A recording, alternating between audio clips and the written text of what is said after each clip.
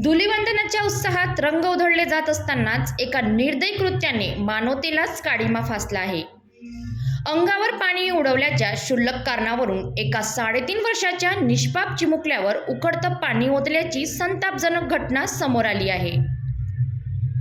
कोराडी येथे मंगळवारी धुलीवंदन साजरे करताना हा चिमुकला आपल्या पिचकारीने आनंदात खेळत होता.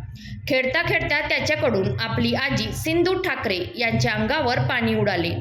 पण या निरागस खोडकरपणाचा राग मनात धरत कोणताही विचार न करता संबंधित महिलेने संतापाच्या भरात थेट त्या चिमुकल्यावर उकळतं पाणी ओतल्याचा धक्कादायक प्रकार घडला.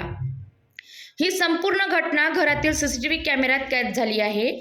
एका निरागस बालकावर अशी निर्दय वागणूक, धुलीवंदनाच्या सणात रंगाऐवजी जडजडीत जखमा, मानवतेला काळिमा फासणाऱ्या या घटनेवर कठोर कारवाई होणार का? स्थानिक नागरिकात प्रचंड संताप व्यक्त केला जात असून दोषींवर कठोर कारवाईची मागणी जोर धरत आहे.